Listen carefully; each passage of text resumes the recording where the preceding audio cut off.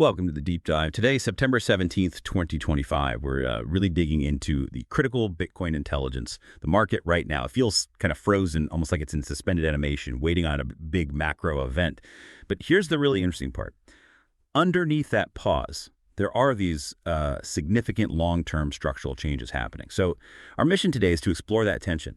The immediate market drivers versus these foundational shifts that are quietly reshaping things. We want to arm you with the key insights from the last 24 hours. Exactly. And look, all eyes are glued to the U.S. Federal Reserve today. Their policy decision, their forward guidance, that's the immediate focus. The market's already fully priced in a 25 basis point rate cut. That's pretty much a done deal in terms of expectations. So the real fireworks, the volatility won't come from the cut itself. It's going to be about the Fed's outlook, their projected path forward. But yeah, focusing only on the Fed means you might miss some really impactful stuff we've seen just in the last day. Corporate adoption, regulatory clarity, the ecosystem getting more mature. Those are the deeper currents.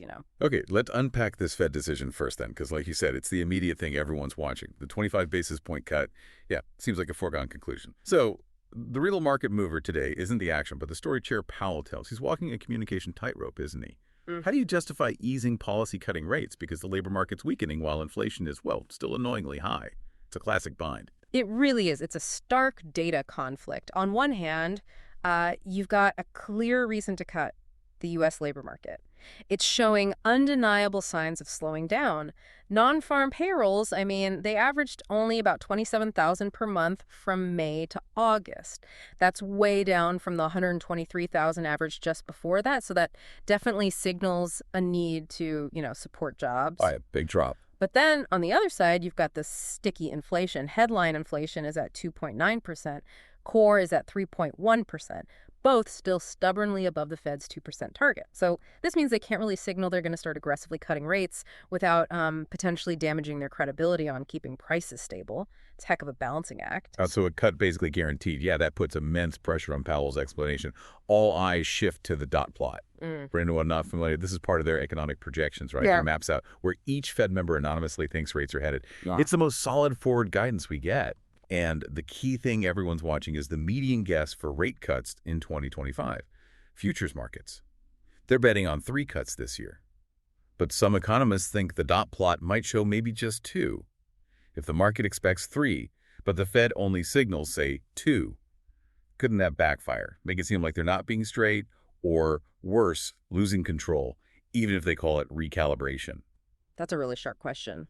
Market perception is absolutely everything here. It's less about maybe raw honesty and more about effective communication, effective signaling. If Powell manages to sell that soft landing story, controlled easing for an economy that's still resilient, then even with the conflicting data, that usually gives risk assets the green light. Bitcoin could potentially break out on that. Okay, the bullish scenario. Right. But conversely, if his words hint at a loss of control, cutting rates because the economy's weak, inflation is stuck high, that's more of a stagflationary kind of vibe. That could definitely hurt risk assets like Bitcoin in the short term, maybe trigger a sell-off. Although, ironically, that kind of scenario might actually boost Bitcoin's long-term appeal as a, hedge against inflation and economic messiness. So the exact wording around that dot plot is going to be picked apart. Intensely. Every syllable. Which makes Bitcoin's recent behavior really interesting, transitioning from that macro view. The last 24 hours, it's actually shown this sort of quiet strength, a little bit of a bullish tilt. It's like it's been coiling, waiting for this Fed news. Let's run through the numbers quickly. Price is hovering around $116,500. 24-hour change is up between, say, 0.7% and 1.5%. High is near $117,000. Lows around $115,000. Trading volume, decent. Around $72.2 billion. Market cap sitting at roughly $2.3 trillion. Technically, immediate resistance is right there at $117,640. A break there could target $120,000. Support. The 7-day moving average around 115,601 seen solid, with the next big level down at $113,663. What's really fascinating, I think, is how Bitcoin is just completely defying Rectember this year. Yes, Rectember. Yeah, historically, September's been Bitcoin's worst month, right? Average losses around 8% since 2013, hence the nickname. But this September, Bitcoin's up 8% month to date. That's its second best September ever. It's a huge defiance of that historical pattern. No. And this resilience, it's not just a number, it's a signal.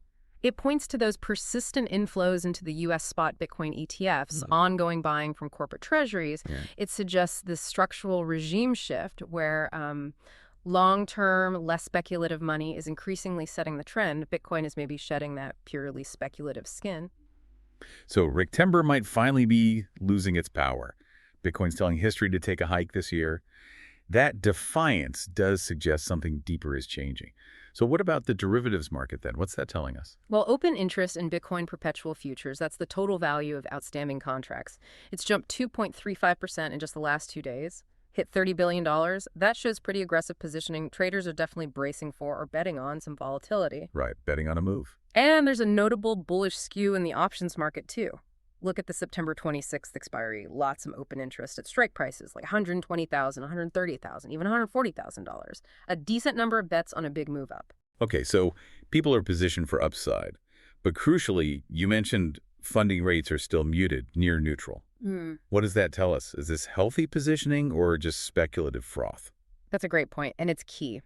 Muted funding rates, those payments between long and short traders, suggest this isn't just driven by excessive leverage or speculation. If funding rates were super high and positive, you'd worry about an overheated market, vulnerable to liquidations. But near neutral rates, even with high open interest, that points more towards structural health. It means any price move is more likely to be sustained, fundamentally driven, not just a short-term squeeze. It really suggests a healthier base for whatever happens next. That structural health seems to be a theme, tying to what you mentioned earlier, corporate adoption. We're seeing maybe a generation 2 of companies putting Bitcoin on their balance sheet, moving beyond just buying and holding. Exactly. We've got some prime examples just now. First, there's Hyperscale Data, Inc., ticker GPUS, on NYSE American. They've just launched a $100 million Bitcoin treasury strategy. And what's really interesting is they're selling other digital assets like XRP to fund it. It's not just a financial play. It's tied into their business pivot to become a pure-play AI and digital asset company.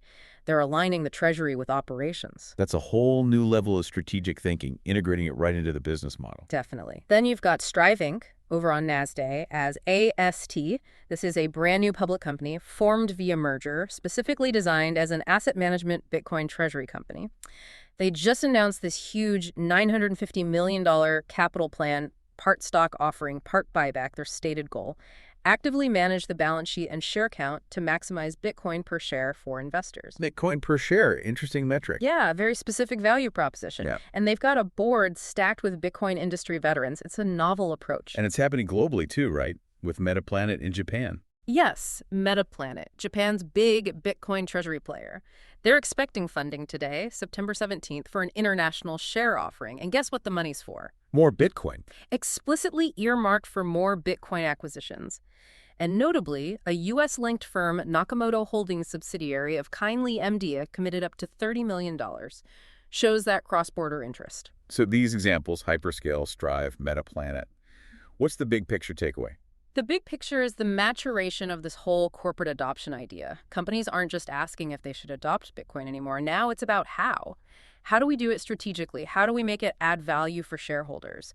This creates really solid ongoing demand and these new specialized ways for public investors to get exposure. That growing corporate comfort must be linked to another major long-term trend. Progress on the regulatory front. That seems like a huge de-risking factor. Absolutely. And we got a landmark development today from the UK. The Financial Conduct Authority, the FCA, released a major consultation paper. Basically, it outlines how they plan to bring crypto firms fully under the UK's existing regulatory umbrella. No special treatment, but no unfair hurdles either. Their core idea is same risk, same regulatory outcome. So they're adapting existing financial rules for things like operational resilience, fighting financial crime, senior manager accountability, governance to the crypto world. Applying existing frameworks, not reinventing the wheel. Precisely. And they're asking for feedback on bringing crypto under their consumer duty rules and giving consumers access to the Financial Ombudsman Service. That means serious consumer protection. There's a clear timeline, too. Feedback deadline soon, final rules expected in 2026. It's a very methodical approach. That's a big step for the UK. And it feels like it fits into a bigger global pattern, doesn't it? This transatlantic convergence you hear about. The UK's approach seems to align pretty well with the EU's MiCA rules, that's their big crypto framework, and even the US's recent Genius Act for stablecoins. It feels like a standard is emerging.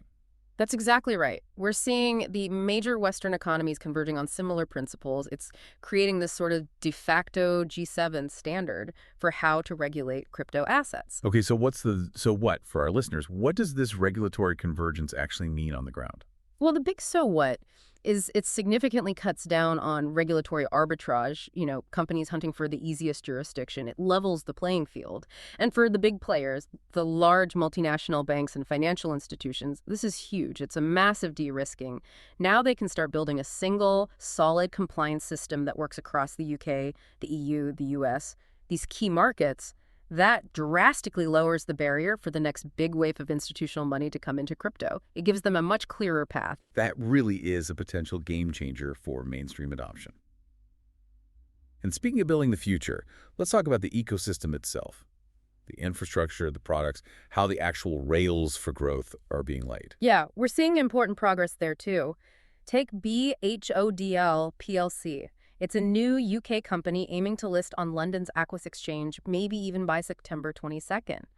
Their business model is fascinating. They plan to make money by running nodes on the Lightning Network Bitcoin's Layer 2 and earning fees for routing transactions. Faster, cheaper Bitcoin payments. So investing directly in the scaling infrastructure. Kind of like investing in early railroads or telecom infrastructure. It's financializing Layer 2, and they've got some serious backers. A former PayPal CFO, folks from Coin Corner, even Adam Back from Blockstream. Interesting. And traditional finance isn't just watching from the sidelines either. Not at all. Look at Santander's digital bank, OpenBank. They just officially launched crypto trading for their customers in Germany. Spain's apparently next. When a huge global bank like Santander offers direct crypto access through its digital arm, that really legitimizes it for everyday people. Provides a trusted, familiar way in. Addresses those safety and ease of use concerns. And what about the pro traders? Are derivative markets evolving too? Very much so. We're seeing innovation targeted right at them. Axie, for example, launched fiat-settled crypto perpetual contracts. These settle in regular currency, not crypto, which simplifies accounting and reduces certain risks for traditional finance firms and institutions. It makes it easier for them to get involved. And then MEXC rolled out a futures earn product. It lets traders actually earn yield on the margin capital they have sitting there, even if it's backing open positions.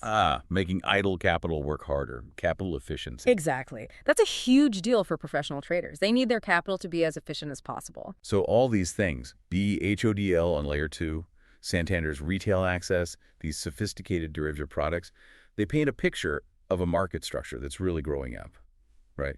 Evolving to meet more complex needs. Without a doubt. It clearly shows the ecosystem maturing to handle the demands of a much broader, more professional and institutional user base. The infrastructure is being built for prime time. It really creates this powerful split-screen view of the Bitcoin market today, doesn't it? It really does. On one screen, you've got the immediate future, the next day or two, almost entirely dictated by what the Fed says and how Powell frames it. The derivatives market is wound tight, expecting a big move. So that reaction to the Fed, it'll likely be sharp, volatile, decisive. Absolutely. Short term, it's all about the Fed signal. But on the other screen, the longer view, you have this undeniable story of deep, accelerating structural strength. Yeah, these aren't just small news items. We're talking tectonic shifts. How corporations are strategically adopting it, how regulators are building clear frameworks, how the ecosystem is building institutional-grade plumbing. It's systematically de-risking the asset. That's such a crucial distinction for everyone listening to Grass today. So for you, our listener, here's maybe a way to think about it, a forward outlook. Our advice, keep a dual focus. Yes, watch that Fed announcement like a hawk for short-term risk management, for tactical moves. If Powell sounds dovish, maybe we see a quick run at that $117,614 resistance, maybe even $120,000. If he sounds hawkish, look for pullbacks towards support around 115,600 1/3 or even 113,663.30s. Be ready for that short-term chop. Manage the immediate risk. But here's the thought to mull over. Zoom out. Any price weakness we see in the next few days, driven by macro news, needs to be seen against this backdrop of accelerating fundamental strength. The long-term engines of adoption, corporate regulatory infrastructure, they're clearly revving up. It feels like the whole paradigm for Bitcoin's role in the financial system is shifting. So the question for you is, what does that long-term momentum, that continental shift mean for how you approach digital assets? It's like navigating with two maps, one showing today's weather, the other showing the changing landscape beneath your feet.